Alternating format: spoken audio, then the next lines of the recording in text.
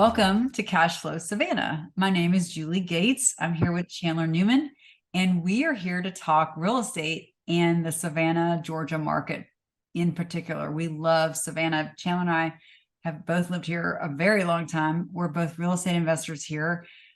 We come from very different avenues, and I'll let Chandler talk about his own. But I've been a real estate investor here for about 20 years. I made my first purchase in 2004. I purchased a multifamily property in Richmond Hill. Richmond Hill was expensive then. It's expensive now, but it's also a really great market, as is the rest of the Savannah market. I really got my start as a commercial real estate investor here in the area. My husband and I started with that, and then we moved into single family and small multis later on.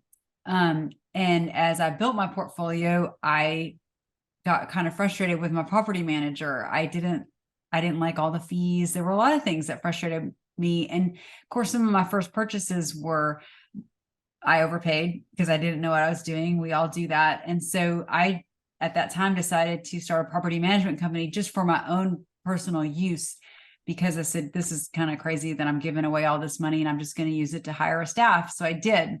So I started Sid Was Here short-term rentals back in 2017. It was primarily for my short-term rentals, but I also, put my long-term rentals and commercial into that. So I actually started, I've done quite a bit with real estate as far as buying and holding myself, and then now with property management. And now I am an agent here in Savannah, and I proudly only work with investors, and I really enjoy the investment space. So I'm really proud to bring this podcast to you. And, I really love to learn as well.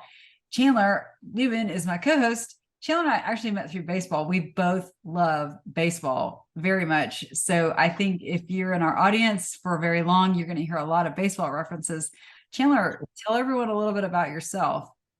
Yes, my name's Chandler Newman, and I kind of grew up, like you said, in the baseball world, just all sports my entire life. Um, so it's baseball, baseball, baseball. Played professional baseball with the San Diego Padres. Enjoyed every bit of that. And during that time, while I was playing with the Padres, I got a chunk of change, and I just kind of started wondering, what do you do with money? And what do you do with this money? Like, where do you put it? Where do most people put it? And of course, you go on Google, hey, what should I do with my money? Everything that pops up is like, put it in the stock market, put it in bonds, put it in the bank. And I was like, this. So I kind of started looking into that. I'm like, this just can't be it. Because in the baseball world, everything is, hey, go buy this cool car, go buy the flashy chains. Um, it's very just spend your money. And I was like, this can't be it. And finally, one day, I run into Grant Cardone. Of course, he's the first one that popped up. He's always out there. And at first, I was kind of like, man, I do not want to in real estate. I thought it was the fixing toilets at 2 a.m. That's what you hear. And I keep listening. I'm a very good listener. I just kept listening. And finally, Grant Cardone was like, hey, here's your money. You take it in and put it in something that cash flows. I was like, all right, it's a pretty simple concept. And from there, I was just hooked on real estate. Um, and it just made sense. I was passionate about it. I love listening about it. And I just like looking at houses, like interior designs.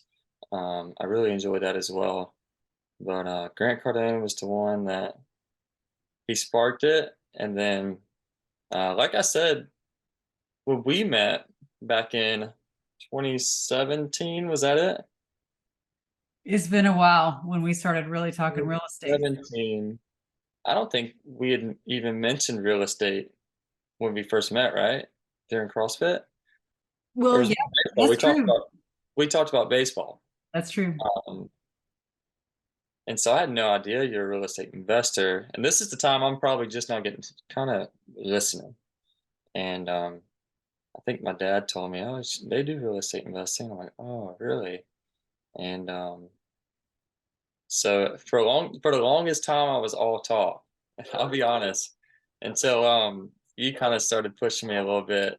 You're like, you gotta quit talking and just take action. So finally, um, I began working with you and started taking some action. Yeah, I'll never forget. I was at a ball field and your dad told me, yeah, Chandler is going to invest with Grant Cardone. And I really got upset. I I was know you like, did. no. And I want everyone to know I like Grant Cardone and I really respect what he's done in life because the guy came from nothing and he does buy a lot of real estate. It's nothing against him personally, but I also knew the returns that he gave his investors. And because of the returns, I was like, absolutely not. And so that launched me into being the annoying friend where I was like, Chandler, this is Julie. No, don't do it by your own, so that really kind of, that's when I really started talking to you a lot is about real estate. It's funny, Chandler, because you got into it through Grant Cardone. You're the only person that I know, and I know a lot of real estate investors who has that story. Usually they'll say, HGTV or Magnolia. I can't think, excuse me, there's the couple, there's all these different HGTV celebrities, that do flipping. And you definitely kind of have a unique story there. Yeah, no, I've always been the one to not follow the crowd. I've always done that. I think that's what separated me in baseball as well. But I was like, spending this money is not is because I did it. I spent the money. That's what. But I'm kind of glad I spent the money because it was a learning process. Oh, this money was spent out the window. Here's what I need to do now with it. So Well, and you're very unique in that you came to real estate, like you said, you kind of had a chunk of change and didn't know what to do with it. And a lot of investors come in with no money whatsoever, but they know they want real estate. So I think that you have such a great perspective on things because, I mean, real estate attracts all types and anyone can be successful. And yeah, you don't have to be in your 40s with a family and a W-2 to be successful. You can be in your early 20s and a kid that doesn't know what he's doing. Or, I mean, you've done a lot with self-education, as have I. I mean, anyone that's listening to this is probably doing quite a bit of self-education. Would you say there was one thing that really, other than Grant Cardone, something else that kind of taught you the most as far as learning real estate investing? so as far as Grant Cardone kind of was the spark, and then um, I think you were probably one of the first real estate investors that was like full time jumping right into it that I met. And then you told me you're like you have to listen to Bigger Pockets. And then once you told me that, I jumped right into that, and um, I mean everybody learned so much from Bigger Pockets, and You it took just action. yeah, I sent you Rich Dad Poor Dad as well, and you read it. I did. No, I read it. Still one of my favorite books. Yeah, Rich Dad Poor Dad, and listening, just kind of listening. I'm listening. But you listen for so long until you actually need to take action. And finally, I stopped listening and started taking some action. So Right. That's right. And one, I want to say I've been at this so long, podcasts didn't exist when I started. So mhm. I had to actually read books. And Yeah, I was thrilled once I could get some on Audible. But I was so uneducated when I started in this process. I promise you guys, like I mean, I messed up 17 different ways. I really didn't know how to run numbers on commercial. I just bought it and knew it was better than paying rent, things like that. When I discovered Bigger Pockets, and here I was, 5, 6, 7 years in at that point, and I started listening to their podcasts because I think their original content is some of the best out there. yeah, And they were educating me, and I said, "Wow, I've probably been at this longer than some of these guys," and it's just amazing, how formats like this are so helpful. So, Chandler and I both hope that anyone that tunes in can learn something. But our focus is going to be Savannah, Georgia. We live here, we work here, we both invest here. And that's really our goal is that, other investors that invest in Savannah will also join us, maybe come on and talk about what they're doing. But we really want to learn and grow and cash flow in Savannah. We're just very proud of this market. I think we're in one of the best in the country, honestly. yeah. It's a great market to be in. A ton of building everywhere you go, even kind of in the outside areas of Savannah. There's a ton of building in the Pooler, Richmond Hill, Garden City. Um, Savannah is just growing, and a ton of money is coming here. So it's a great market to be in. It is a great market.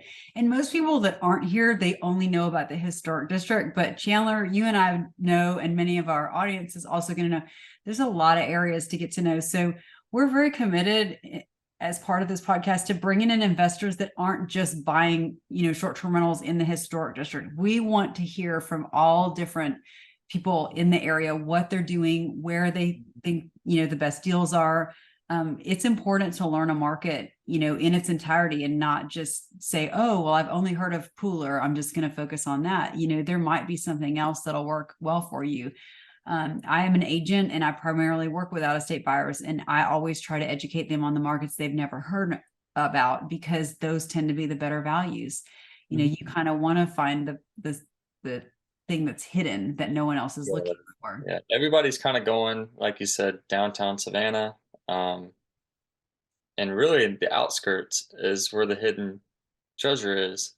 And I totally agree. having people that know about that for sure is huge. I totally agree. So the format that we're going after, twice a month, we're going to try to have local real estate investors that are doing their thing. They're going to have their own perspective, and hopefully we all learn from that. Once a month, we're going to bring someone in from out of the market just to talk about a different strategy. They may or may not have ever been to Savannah. It doesn't matter. And then once a month, Chandler and I are just going to do a market rundown for everyone, because everything changes. The only thing that stays the same is absolutely nothing. So we want to keep talking about what's going on in the market. We have cranes everywhere. There's road construction everywhere, and there are rumors everywhere. So we're going to keep talking about the market once a month, just kind of a market update. Yeah. So speaking of market update, what are you seeing? I am seeing it is May of 2023, just for context. I'm seeing very high interest rates, and I don't like it. And I'm seeing very high pricing and that frustrates me, because those two don't go together. As the interest rates rise, the pricing should drop, and it's not. We're in such a hot market right now. Money is flowing in. We have a lot of new industry. Everyone's talking about the Hyundai plant out in Pembroke, Chandler, you and I have known about that for several years, we have a lot of industry coming in. So because of all the demand, we just aren't seeing those price reductions. We did have one at the first quarter of this year. We were able to get fire sales, but as an investor myself, I like to buy in cash and then cash out refi. Well, my cash comes from a line of credit. And because of the high interest rates, my line of credit is, 2/3 higher than it was. And man, it frustrates me every day. I can't tell you, the cost of money is just so much higher. Yeah. So I am frustrated with the interest rates and high prices. I don't know what's going to happen, but it's got to be part of the math.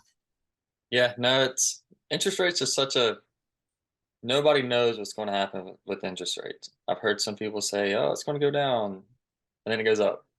There's some people saying, oh, it's going to go up, and it goes down. It's just such a weird market to be in. It's crazy. It's not saying you can't find deals, but you'd have to work a little bit harder to find some deals. Definitely. Sure. If you have cash, it's always possible to get the best price. I can't even say that enough, which is why I went the route of getting lines of credit, because I wanted to be able to offer cash, because whether the interest rates are high or low, the lower purchase price that you can get from the beginning, I mean, that's when you really make your money. So anyone that's out there that has cash, you're obviously going to be in the best, spot for that. Yeah, no doubt. So Savannah's a great place to be. If you ever want to invest, I suggest come down and just see for yourself. You're going to see, just driving in, you're going to see warehouse after warehouse, and then you get downtown and it's just more building. It seems like a lot of apartments are going downtown, hotels are being built downtown, expanding.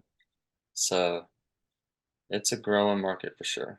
One thing that's going on in the historic district that not a lot of people are talking about, speaking of hotels, because they're in the historic district, they're actually doubling the size of the civic center. So we're going to be able to attract a lot more visitors and a lot more conventions, and that's a lot of money. I mean, we're in the tourism industry, and Sid was here. We handle short-term rentals in the area, and that's big for us. We're really excited about that. But as the money moves towards the hotel industry, as they're watching the tourism really grow in the next few years, one of the biggest things they've done recently is that an investment group, and I just ate lunch with one of the owners, was very interesting. They bought the Savannah Hotel, and it's one of the historic hotels in Savannah, which was bought many years ago, and it was converted to commercial condominiums. It's a commercial space, so you can use it for anything. So it was converted to office space many years ago. And I think I could be getting this wrong. I'm sorry if I misquote it, but my understanding is it's about 100,000 square feet of office space, the old Savannah Hotel. But this new group has purchased it, as everything is trading right now, and they're converting it back into a hotel. So we're losing about 100,000 square feet of commercial office space in the historic district. And there are many, many, many businesses that are really stressing right now trying to find space. So outside of Savannah, you're hearing all these people talk about, how commercial is bad and commercial is going to go down.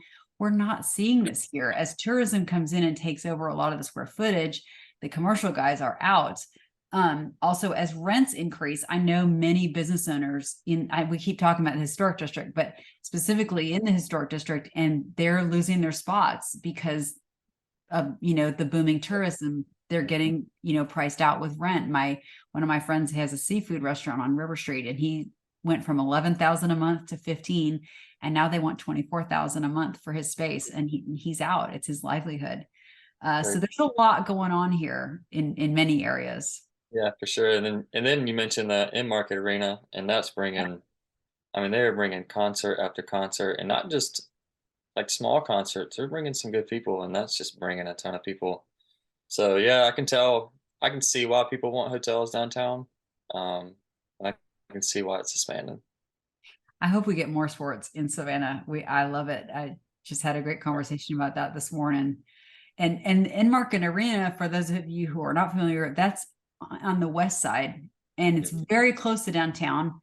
But that's one of the last areas to really gentrify. But money is just flowing in on the west side right now because of the growth there. It's really amazing. Yeah. It's really changed. So if you enjoy Savannah real estate, please tune in and listen every week. We will be having a podcast come out.